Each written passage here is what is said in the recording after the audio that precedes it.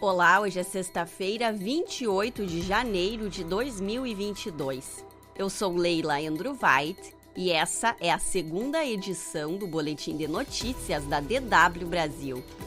Confira nesta edição. Anvisa autoriza a venda em farmácias de autotestes de Covid-19. Países com governos populistas têm mais mortes pelo coronavírus. Justiça arquiva caso do triplex do Guarujá contra Lula.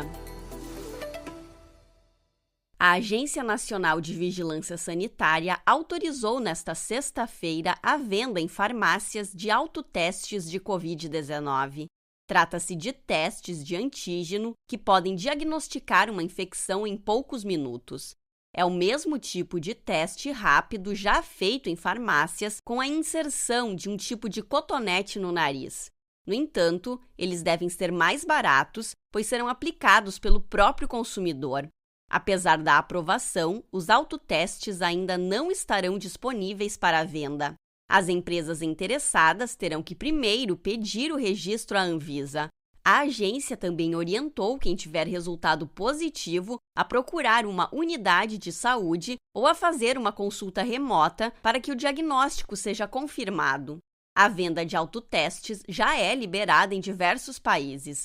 Na Alemanha, por exemplo, é possível comprá-los em supermercados e em farmácias. Nos Estados Unidos, o próprio governo envia testes à casa de americanos que solicitarem.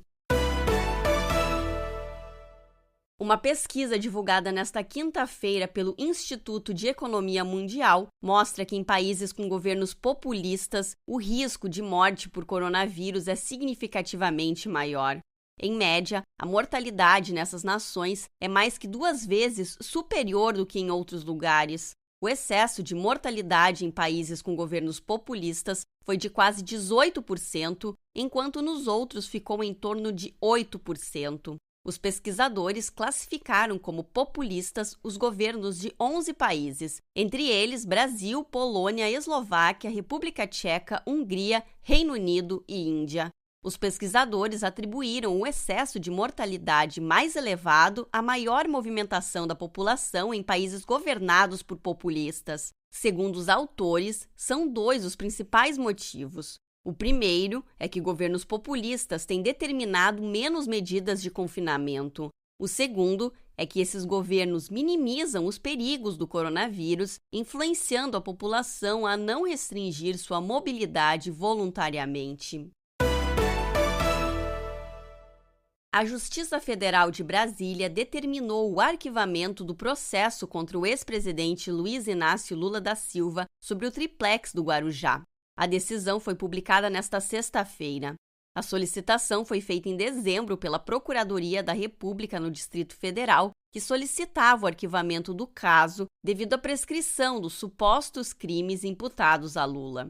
O processo foi uma das ações da Operação Lava Jato transferidas da Justiça Federal de Curitiba para a Justiça Federal de Brasília, depois que o Supremo decidiu em abril do ano passado que esses e outros processos contra o ex-presidente não estavam relacionados à corrupção na Petrobras, foco inicial da Lava Jato. Um mês depois, a Corte declarou a suspeição do ex-juiz federal Sérgio Moro na condenação de Lula no caso do triplex e confirmou a anulação da sentença. Em Curitiba, Lula havia sido condenado a 12 anos e 1 mês de prisão pelos crimes de corrupção e lavagem de dinheiro envolvendo a propriedade do apartamento no Guarujá.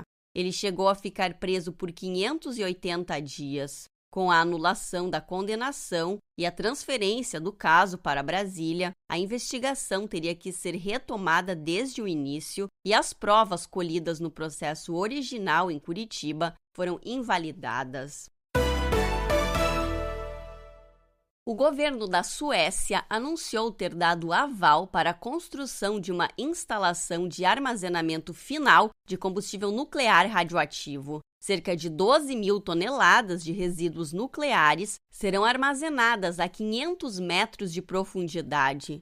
A medida visa manter o combustível nuclear do país seguro pelos próximos 100 mil anos. Depois de cerca de 70 anos, quando os túneis estiverem cheios, Eles serão completados com argila bentonítica para impedir a entrada de água e a instalação será completamente selada. O que fazer com o lixo nuclear tem sido um dos grandes desafios desde que as primeiras usinas termonucleares do mundo entraram em operação na década de 1950.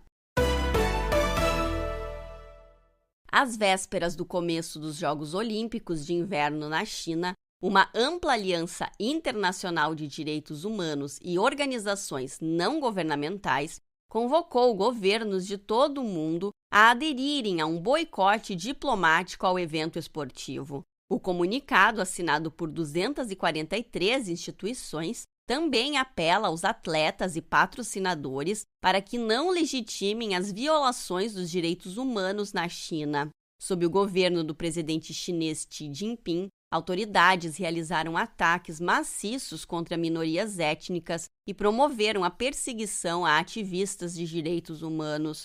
O comunicado também chama atenção para a repressão em Hong Kong.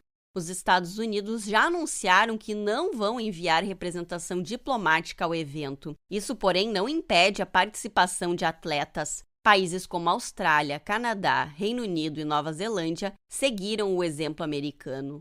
Os Jogos Olímpicos de Inverno começam no dia 4 de fevereiro. O Boletim de Notícias da DW volta na segunda-feira pela manhã. Até lá, mais notícias você encontra em dw.com/Brasil.